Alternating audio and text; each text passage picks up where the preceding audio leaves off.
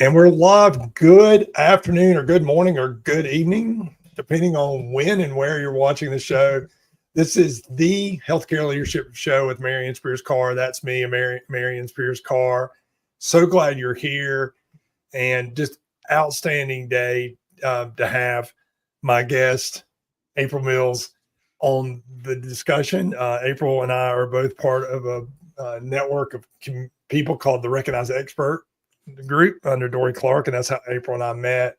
And today's topic is this topic around change tactics for executives to drive transformation, less burnout, and lower risk. And if you're watching live, please post in the comments. Let us know that you're there live. And if you have questions for April or the discussion, please post those in the comments. We're glad to be here on LinkedIn. For those of you who have not seen the show before, this used to be called the Healthcare Thought Leadership Show, but over time, as we've continued to focus and drive connection of this community, I wanted to really be focused on healthcare leadership and people that are making a difference. And April is one of those individuals. April, welcome to the show. Please introduce yourself to the audience. So glad to have you with me, and so glad to have this conversation today. Thanks so much. It's so wonderful to be here. Hi, everybody. My name's April Mills, and I'm an engineer turned change agent.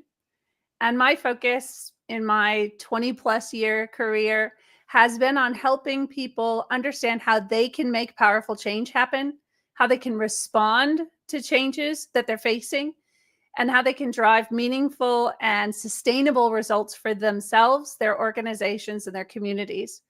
And it's been a passion of mine ever since I started my career as a civilian nuclear engineer for the U.S. Navy, seeing the effects of September 11th, 2001 on how we had to do naval maintenance and the challenges that posed to the organization. And then continuing on from there with my work with Intel Corporation worldwide. And also personally, I'm a change agent in my personal life. My son, one of my 4 children, he has special needs. And I built an accessible playground in our former community for him and children like him. And whether it's that project or other projects that I champion, I'm constantly looking for ways to help people make positive change happen. And I'm just really excited to be here with all of you today. We're so glad to have you with us. And my audience is healthcare leaders all over the country. And now, over the last year and a half, we've expanded our viewership to international. So love having you on to talk about this particular topic. You and I had connected and wanted to really talk about what's going on in the marketplace, and a couple of different things that you and I talked about in the pre-show and in the prep for this conversation is just the amount of stress that's being placed on healthcare leaders across the continuum of not only healthcare delivery, but supply chain, service companies that are servicing these organizations. There's so many things happening in the marketplace, and we thought that we would get a breather after the pandemic, right? We thought things would get a little bit easier, but they really ratcheted up.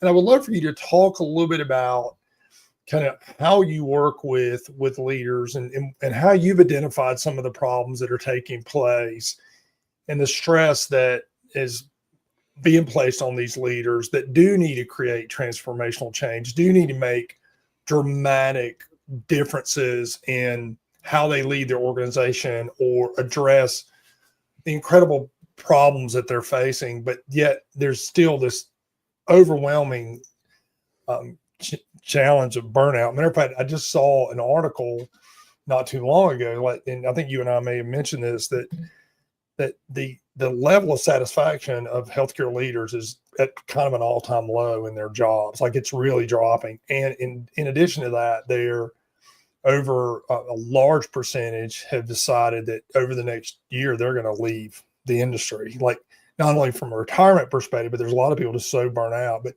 talk to me and talk to our audience and tell us a little bit about how you identify these problems. What are the problems that you're seeing out there?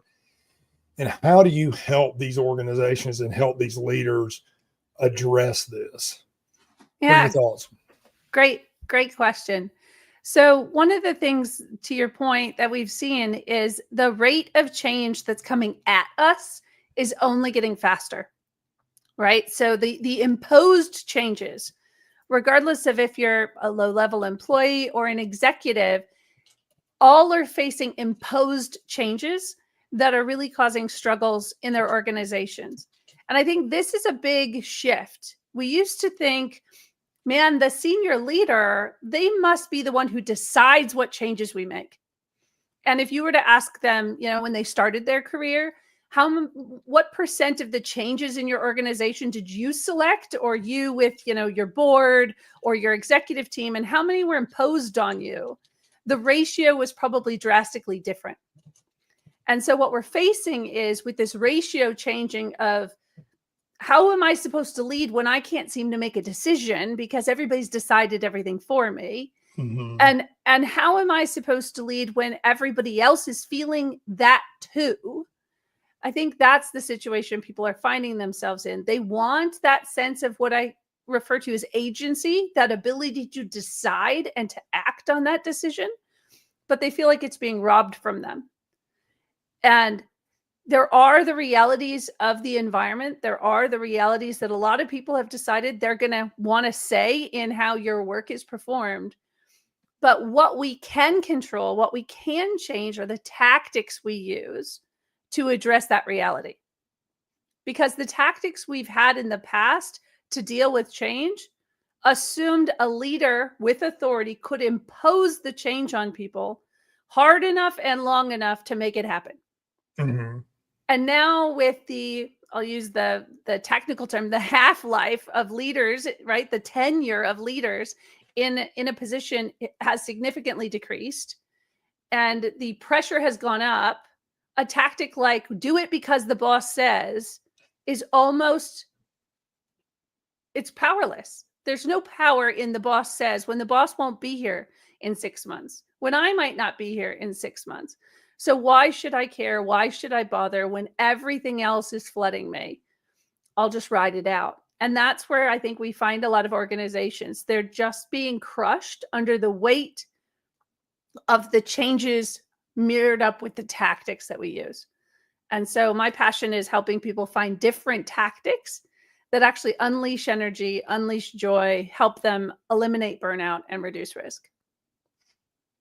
Outstanding, and I look forward to going deeper in our conversation. Checking in, Ellen Feinstein is checking in from Chicago. Thank you for posting the comments. We love the reason I ask that so much. We want to know who's in the audience. We want to engage with you. We want to know where the reach is, and who are we engaging with. Ellen, thanks for being in the audience. And if you have comments or questions, we really like your input as well. You're a great leader up in the Chicagoland area. So let's talk, April, I want to come back to a couple of things you said. One of the things you talked about was the shelf life, or the half-life of leadership is reduced dramatically. Where, for example, for those of you who don't know, I'm made my career in the executive search space for almost 35 years now. And we're seeing that number, from being where the average tenure for a CEO or a C-suite was in the 7 to 8 range, not that many years ago, has reduced all the way down to about 3.5 to 3. And I haven't seen the most recent numbers, but there was a tremendous amount of turnover at the top across the industry. During the pandemic too, not to keep talking about that, there was a lot of average leaders were exposed. So there was a lot of turnover right after that. April, talk about what are some of the key things when we talk about tactics. There's also this component of communication, and I do want you to get into the tactical piece of this, but this idea of now we have to, rather than managing through because the boss says, right, because the hierarchy of the organization, to now using influence and creating buy-in, and as Robert Cialdini would say in his Principles of Influence, now creating unity amongst the individuals. What are some of the things that you do with leaders to help them start moving in a direction where they lead through influence, or lead through this idea of creating a shared unity and a shared connection, because I think that, to me, that sounds like a key part of what you're doing. Yep, it is. And I've offered into the world 2 terms to really help make this contrast very stark. So the first one is driving people. That's typically what we do when we try to create change. When you're driving people, you're using coercion, authority, threats, rewards to compel others to change. That's the do it or else, do it because the boss says, do it to get this $25 Amazon gift card. That's the spectrum. That's driving people. That's the status quo. Most people expect that. Most people, if they're trying to make a change happen, try to find a senior leader to make people obey them, right? This is the common thing when I talk with folks that are in a staff role. They're like, well, the boss won't listen to me. The boss won't make people do it. And that's that reflection of what we call driving people. And the contrast is driving change. When you choose the change for yourself and clear the obstacles for others to choose it too. And so when you're driving change, you're out in front. You're making sacrifices, you're making accommodations, you're prioritizing the change, and you're in it with people. I think, Taleb calls it skin in the game, right? You're showing them you have skin in the game. And so this contrast from driving people to driving change, most folks, once they have those words, have those pictures, see it everywhere. They'll remember the time where the senior leader came in and said, we're going to use this new IT system. But that leader never touched that system. They didn't know it didn't actually work. They didn't know it hurt patients. Sorry, pardon me. It's allergy season all over across the United States. I was struggling this morning too, so that's good. I totally get it. But yeah, so you've had this situations, you've all experienced somebody driving people, and you've probably done it yourself, right? When I was a junior engineer, I'd have a great idea and I'd want the boss to make everybody do my idea. And so, but driving change is the example that a lot of folks never had a word for it, but they knew when they saw it and they knew they liked it. It was the boss who would come in and say, it's really important for us to be healthier. And so I'm going to be out every morning walking, 2 laps around the facility, and I'd love for you to join me. And rain or shine, you saw the leader out there doing their 2 laps. And you saw them getting healthier, and you saw them being concerned about you being healthier, or they're participating in a new training program, right? The best leaders go to the training first. They go through it first. They go through the hardship first, and they go, look, this is going to be a tough transition for us. But I spent a week with the clinical staff and I saw these problems. We're working through those. I actually, here's the plan for how to get through those. But I believe it's important enough for us to do this. And I'm committing my time and attention to it. And I'd ask you to do that too. You'll follow that leader anywhere for as long as they're there. And we need a name to call that. So we call that driving change. That way we can not just call it good leadership, or that's just what Marion does, but nobody else does it. But it's replicable, repeatable, and anyone in the organization can do it.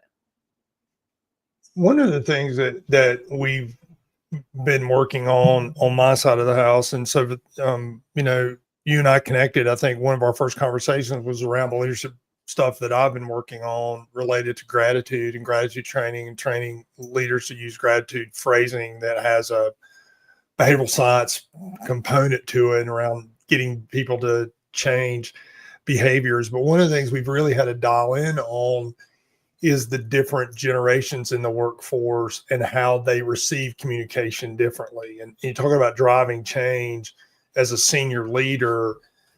Talk a little bit about how the workforce has almost even changed how that looks, based on what I love that phrasing. I love the fact that we're, instead of driving people, we're driving change. And can you talk a little bit about how, from a workforce perspective, in terms of the mixture of the different various generations that we have in the workforce now, and how they see things? Can you speak to that a little bit from from your perspective and how you work with companies in that regard? Yeah. Well, I think what's really impressive about this change from driving people to driving change is once you make that transition, a lot of the negatives of those generational differences go away. Mm-hmm. Because I've had people that were older in their career say, well, the young people won't just do what I tell them. It's like, yeah, they probably won't, but they'll probably do it with you, but they won't do it just because you said so. And I've Mm-hmm. also had young people say, well, until that, older person is gone, I can't do anything. And it's like, no, your obstacle is not them. Your obstacle is you're not living into the change and getting curious about what they know that you might be missing that could make both of you more successful. And so years ago, I ran an organization. It was a strategy accelerator. And we had folks in that internal change acceleration group from every level of the organization and every stop on the career, from brand new employees to, multiple decade, soon to retire employees. And when we were driving change together, Mm-hmm. the only thing that mattered was how passionate we were about creating the change. We got to leverage the strengths that each person brought. And you found a lot of times late career people had lots of fresh, bold ideas, but nobody expected them to have them. So because no one was ever curious, they never got to reveal them. And you had a lot of junior people who needed to learn that the path to success was not to just get promoted so you could boss people around. Mm-hmm. And between that, we achieved remarkable things. And so it seems almost too simple to folks, this shift from driving people to driving change. But it really is that core habit to unlock to drive success, reduce your own burnout, other people's burnout, and really lower the risk of any change, especially transformations. Outstanding. And I want you to jump in here in a minute and talk about those tactics that you shared with me around, kind of three buckets of tactics and focus. But for those of you watching, if you've just logged in, I know I saw that a few people just logged in a minute ago. Please let us know in the comments where you're watching from. This is called now the Healthcare Leadership Show with Marion Spears-Carr, which is me. We used to call it the Healthcare Thought Leadership LinkedIn live show, and that seemed to kind of have some challenges there. So we brought it around and kind of reframed the title, and we've rebranded a bit. April, talk about the tactics. You shared these kind of really interesting framework around your change, driving change structure. Could you give us a little taste of what that looks like? Yeah. Gee whiz, my throat just does not want to clear. So It's okay. There's actually a ton of tactics that once you are driving change, not driving people, reveal themselves. So many, in fact, that I wrote a book called Change Tactics, 50 Ways Change Agents Boldly Escape the Status Quo. But I'm not going to rattle off 50 tactics to you now. I picked 3 that I thought best apply to this audience. So the first one is to really pick your frame and tone. So many times a leader will go in and say, we have to do this. Maybe it's not because I said, maybe they're going in and saying the regulation changed. The accrediting body demands that, right? It's the someone is doing this to us. We just need to get over it. That defeatist victim framing. You can contrast that with we can. So even if it's the regulation changed, the reimbursements are different, the supply chain is broken, but given those conditions, because you need to declare those conditions, here's what we can do together. And here's what I'm willing to do. And an even better twist is here's what I've already done. Mm-hmm.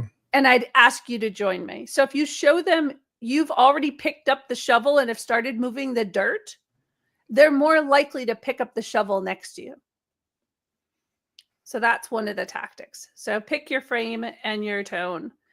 And the next one is let lots lead. Let lots of people lead. This is not all on you. Yes, as a senior leader, you're going to be what they call the face of the change, but you don't have to be. You can get the ball rolling, but allowing people to step forward, lead from where they're at, teach them about driving change, not driving people, so that they leverage their leadership where they're at to help others join them, is a powerful way to spread the weight of the change around. So no one person is having to carry it all uphill. And so many organizations that I find have their sort of right people, their limited group that they always use to create change. Those people are frustrated, defeated, exhausted, and chances are good you've got other people in the organization hungry to live into a passion for something without an avenue to use that. So when you let lots lead, you'll find many more people who can help you achieve your goal and lighten your load. And a third one, this one is definitely healthcare coded. It's treat the wounds. So I mentioned my son has special needs. And one of the challenges I've had over the course of caring for him is to learn about wound care. And unless you've had to care for somebody who's got wound challenges and healing challenges, we often think we get a cut, we put a Band-Aid on it, a little Neosporin, and we're good. But if you've ever been part of dealing with a wound, you realize it's a longer, much more complex problem, and you can't just bandage over it and hope it'll go away. And it's the same thing with scars and wounds from past changes. Maybe you're a new leader and you come into an organization that's already burnout, that's already exhausted. You can't just go in and go, well, I'm fresh, so let's start moving. You're going to need to treat those wounds. You're going to need to find them, open them up, right? Debride them, if we want to use the technical terms, right? Cut away that false healing that's getting in the way of real healing. Like, we just don't talk about that anymore. That's false healing. Real healing would say, yeah, we did that. Oh, that was painful. And here's what we learned from it. And here's what we're going to do differently this time, so that you're pumping air, you're pumping blood, you're pumping energy into that space to say, we're going to move forward better together. And here again, driving change is what I'm doing and willing to do that. And it might take more attention for an amount of time than you'd like, much like caring for a wound.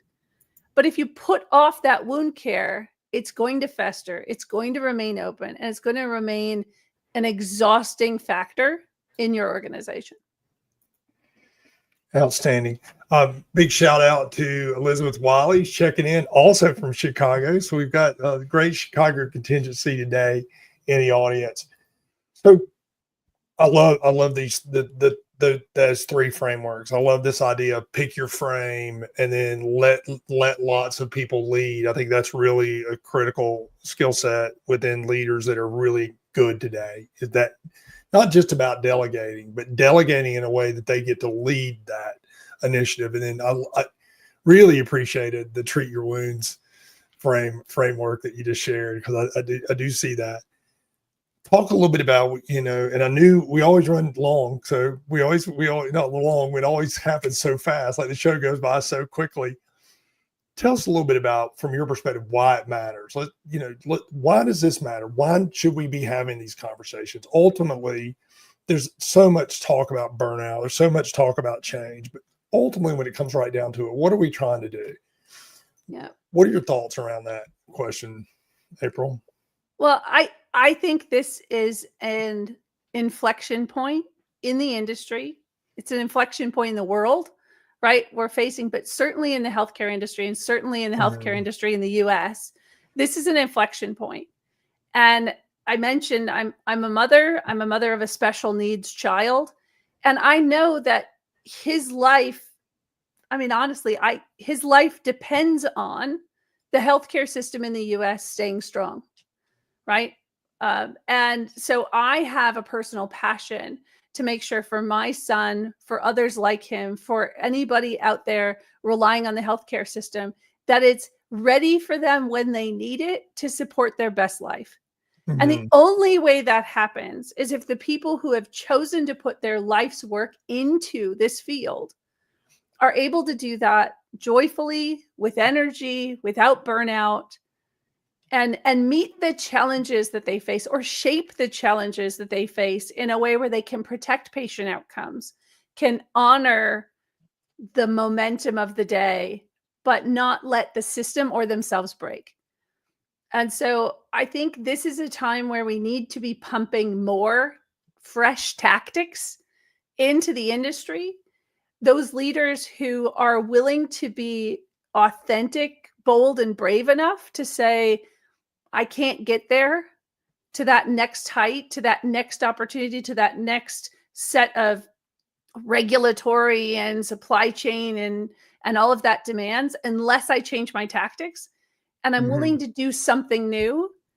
Those are the leaders we need, because one leader in an organization who's willing to do that can unlock that potential for so many people. So that's the bold opportunity, and why I'm so passionate about it, because if we don't change, Mhm.